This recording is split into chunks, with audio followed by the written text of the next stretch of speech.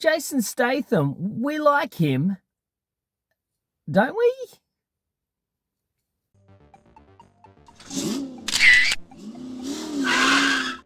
G'day, it's Adam here again with another quick instant movie review before I lose my voice. Let's do this thing. Tonight I saw A Working Man. This is his latest film starring Jason Statham. Levon Cade is who he plays. He's a man who's left behind his decorated military career in the Black Ops, for now living a simple life working in construction. He lives off the grid in his car. However, when a human trafficking people kidnap his boss's daughter, his search to bring her home uncovers a world of corruption far greater than he ever could have imagined. This is a man who's made a pact based on a fist pump with a girl as he's having his lunch. I kid you not. This film is based on a book called Levon's Trade by Chuck Dixon, and is written by David Ayers as well as Sylvester Stallone. Yes, Sylvester Stallone. So he wrote the screenplay for this. He actually was going to turn it originally into a series on telly, on the streaming service. I'm not sure which one, but I think it might have been Amazon. Anyway, then it was sort of picked up as being a film with Jason Statham, which we have now. Michael Pena is also in this one for about 45 seconds. And David Harbour is in this as well for about 2 minutes. But it is very much a Statham film. So, I like Jason Statham. Why not? Transporter Days. I actually even like the that last Guy Ritchie film that he did. Wrath of Man. You know, we've had a fair few come through. And this is one of those relatively soulless affairs. David Ayer, who directed this one, also worked with Statham, feels like 5 minutes ago, making The Beekeeper, where he's, a Black Ops guy that just happens to be, now a beekeeper. This is Jason Statham, Black Ops guy, who's now working in construction for about 5 minutes. The most construction he does is get a bucket full of screws. Now, I'm sorry, but who puts screws in a bucket? I'm not really sure, but they shouldn't be there. And if they're being assessed like they say they are at the start of the film, that would be red flag number one.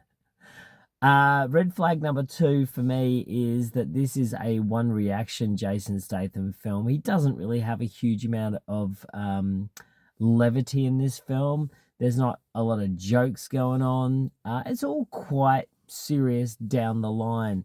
But the biggest problem with this film is that the reaction doesn't justify the action, right? So he works for a construction company of people that apparently are nice to him. Okay, so he gets his food from one construction guy, and then some nasties come, he beats them up, and then all of a sudden, the boss's daughter makes a pact with him over lunch to look after me, watch my back. And then he goes to extremes to fulfill that fist pump. And it just doesn't seem overly justified to me. There's a side panel where he is a widower from a war widow who took her own life. So there's a small amount of commentary on that. You've got him being a father because there's a daughter in 3 scenes that he's kind of estranged to. And then the Russian mafia get involved, and this film just goes off the tracks. And the setup is in the ad is that we've got Jason Statham, this time construction worker, and we do have that for about 5 minutes at the start of the film. It doesn't really, we could have served so many purposes with that identity of being a construction worker. There could have been power tools used. There could have been all sorts of stuff. Why not? Give it a crack. Have the finale set in a construction site instead of in some weird back alley casino type deal. I don't know what that was all about. And yeah, it just everything in this film doesn't feel like it really pays off. There's a few Jason Statham fight sequences, but nothing over the top. I've seen much better ones being done by him in more recent films. And this just felt really hashed together. And it's long. This film just meanders on and on and on with cliche after cliche after cliche.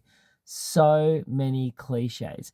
And Jen, the girl who gets kidnapped, Michael Pena's daughter, all of a sudden she has a big old attitude. She can run like the wind, and she knows how to kill someone by squeezing them to death between her legs and breaking their neck, and knowing that you know what to do with that. This girl is just full of ideas. And honestly, if Jason Statham hadn't been there, spoiler, she probably would have got out easily herself, because he adds a lot of fire play, but it's only really until the very end that happens. She's a pretty well equipped lady to do everything else herself. Anyway, so yeah, this just went nowhere. And if there's a series of books, this Levon Cade or Levon Cade, I don't know. Anyway, but just boring. Like nothing really exciting. Like this is like a extremely watered down version of a Jack Reacher, but he doesn't have the stance of Jack Reacher. So why is he different? Why is he special? Because he can take out a room full of 6 thugs. I don't know. I suppose that's impressive, but there's nothing to give you any, oh, I can relate to you, or or oh, you're amazing, you're like a superhero. No, none of that business. It's just a vigilante tale for no particular reason. That was supposed to be the annoying thing about this film. It has nothing.